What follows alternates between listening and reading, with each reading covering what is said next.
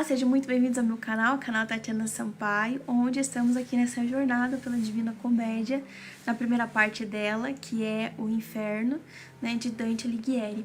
Nós que estamos hoje na metade da jornada, na metade do Inferno. O Inferno tem 34 cantos, e este aqui é o 17, vamos falar sobre o canto 17, então estamos na metade do Inferno, na metade, então, da primeira parte, na metade da jornada.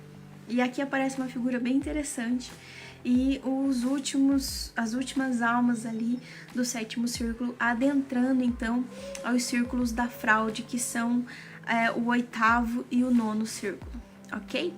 Então, se você já está gostando desse conteúdo, se está gostando dessa minissérie, se está gostando dessa série, dessa playlist, se está gostando do conteúdo do canal, que você possa curtir, comentar, se inscrever, compartilhar para mais pessoas que gostarem desse assunto ou que possam se interessar por esse assunto, dando essa força aqui para o meu canal, para que eu continue esse projeto, né, da Divina Comédia, mas que também traga outros e mais projetos parecidos com esses, né, para que a gente possa compartilhar conhecimento. Lembrando que aqui, né, a Divina Comédia envolve tanto filosofia, como teologia, como sentido de vida, comportamento, ética e moral, e que agrega muito valor, sim. 17º círculo, a gente sai então do sétimo círculo e adentra ali ao círculo dos violentos. Nós saímos do círculo dos violentos, que é o sétimo círculo, e entramos então nos círculos dos fraudulentos, que vão do oitavo até o nono círculo e tudo mais. Ainda tem um grupo de pessoas que Dante encontra aqui. Nós temos ainda o último grupo aqui e depois nós vamos para uma figura bem interessante que aparece aqui, que vai ajudar Dante e Virgílio a seguir a sua jornada. Então vamos lá para o canto 17? Canto 17, Divina Comédia, Dante Alighieri. Enquanto Virgílio fala com Gerion para convencer essa horrível fera a levá-los ao fundo do abismo, Dante se aproxima das almas dos violentos contra a arte. Dante reconhece alguns deles. A cada um pende no peito uma bolsa na qual são desenhadas as armas de suas famílias. Volta depois o poeta para o lugar onde está Virgílio, que assentado já sobre o dorso de Gerion, põe-no diante de si, e assim descem ao oitavo círculo. Lembra que lá no começo do sétimo círculo, Dante viu almas deitadas, que são os soberbos contra Deus, os violentos contra Deus, almas que ficam andando sem parar, que daí são os pecadores contra a natureza, ou seja, os sodomitas e os pecadores por pederastia. E aí então agora ele encontra um último grupo ali, que são aqueles que estavam de cócoras, né, acocorados, né, estavam agachados ali, em pequenos grupos nesse sentido. Esses acocorados, esses agachados ali, eles são os usurários. E ali no seu pescoço pende uma bolsinha, né, que foi provavelmente o motivo ali do seu pecado, com o brasão de suas famílias, as armas das suas famílias, nesse sentido. Lembra que lá no outro canto, Dante estava chegando no final desse areial e já estava amarrando ali uma corda, tanto na sua cintura para ligá-lo a Virgílio, conforme Virgílio tinha pedido, e que Virgílio estava esperando ali uma fera. No final do outro canto, Gerion aparece para eles, né?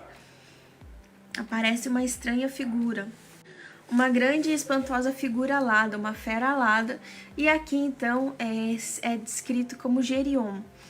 Gerion, ele aparece aqui com um formato, com um corpo com garras de fera, a cauda de serpente e uma feição, o rosto, a cabeça de um homem, e essa cabeça desse homem é com feições bondosas, né? Então, essa fera, ela sobe daquele abismo para fazer eles, para levá-los, né, nele, na sua garupa, até o outro círculo, que é no final desse abismo. E tem uma explicação interessante sobre essa fera, que ele tem essa face de homem bondoso e esse corpo de fera e essa cauda de serpente, porque realmente prefigura ali os círculos da fraude, os pecadores pela fraude, o pecado da fraude, que é ali por trás daquela face amigável e bondosa, né, existe ali uma fera, existe ali um animal, existe ali um mal, uma parte má, né, no caso que então prefigura pelo corpo que é de fera, né. É nesse sentido, mais ou menos.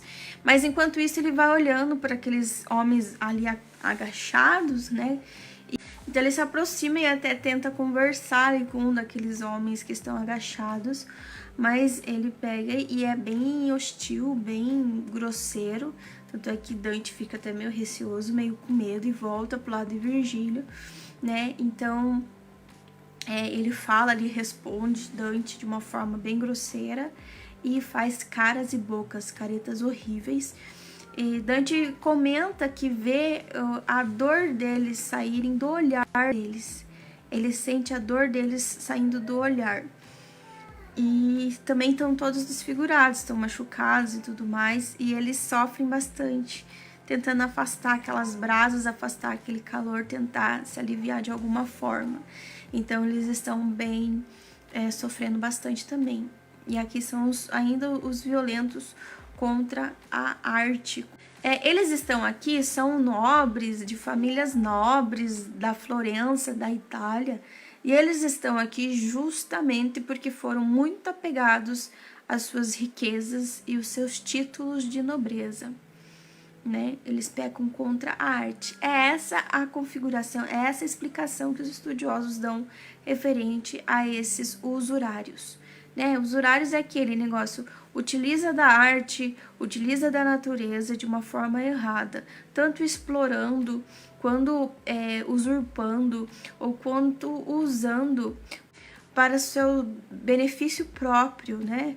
Para o seu bel prazer, e de forma fútil, né? De forma superficial, vaidosa, né, orgulhosa. Então, nesse sentido, assim, os usurários, e que eram muito apegados às suas riquezas e eram muito apegados aos seus títulos, ou seja, valorizavam mais do que qualquer coisa e passavam por Deus, por cima de Deus e o mundo, para conseguir e alcançar aquilo que queriam. Então, nesse sentido, os usurários estão aqui. Então, Virgílio recebe aquela resposta daquela alma meio violenta, meio grosseira. Então ele se afasta e vai para perto de Virgílio, onde Virgílio fala: coragem, porque agora a gente vai subir nessa fera aqui e a gente vai ter que ir para o próximo círculo. Então eles sobem naquela fera, né, Gerion. Virgílio ali tá todo momento, enquanto Dante tá vendo as almas, conversando com as almas ali, Virgílio tá negociando, tentando convencer Gerion, né, para fazer essa travessia. Então ele sobe, né, Virgílio convence Gerion, ele sobe na garupa ali de Gerion, e Gerion então desce aquele abismo, né? Diz Dante no seu poema que depois de 100 círculos eles chegam num lugar sombrio, no fim, no pé daquele abismo. Que aí já são os círculos 8 e 9, né? Começo do círculo 8 e depois o 9, que são destinados aos últimos pecadores, aos últimos pecados, que são os pecados por fraude, né? Então, nesse sentido. Então, acaba aqui o 7º círculo dos violentos, entramos então nos círculos dos fraudulentos, que são os últimos círculos do inferno. Só que cada círculo tem o seu subcírculo e cada um tem a sua observação, tem o seu personagem, tem sua história e assim por diante como os demais. Gerion aqui, uma observação sobre Gerion. Gerion, ele foi um rei. Na mitologia clássica, ele foi o rei da Espanha. E ele foi morto por Hércules. Ele tinha um aspecto meio estranho, porque ele tinha o rosto, a cabeça de um ancião e o corpo de uma fera. Era formado por 3 partes, né, o seu corpo ali. E Dante usa realmente essa fera para representar a fraude aqui, né? Ou seja, um rosto bondoso e honesto de um ancião, mas ali com toda a maldade, a malícia, né? E o sentido asqueroso da fera e da serpente que é o seu corpo. Por trás daquele rosto existe ali uma natureza terrível e maldosa nesse sentido. Então, esse é o final dos círculos dos violentos. o sétimo círculo do inferno e o começo do círculo dos fraudulentos. Então eu fico por aqui, espero que você tenha gostado desse círculo, espero que você tenha gostado desses cantos, e agora vamos adentrar para mais uma jornada, né? Lembrando que esse aqui é a metade, graças a Deus, né? Já estamos na metade do inferno, já estamos na metade da primeira parte, que é o inferno de Dante Alighieri, e daqui para frente a gente vai continuar aí por muitos outros pecados, tentando, assim como Dante e Virgílio, aprender o máximo de lições possível, porque essa também é uma das missões da jornada, referente aos pecados e os castigos, né? E as escolhas de cada um e as suas consequências, e sair o mais rápido possível desse inferno, né? Então é nesse sentido. Então espero que você tenha gostado. Se gostou, curta, comenta, compartilha, se inscreva e me ajuda aqui nesse projeto, ok? Deus abençoe vocês. Eu fico por aqui. Beijo e até o próximo canto.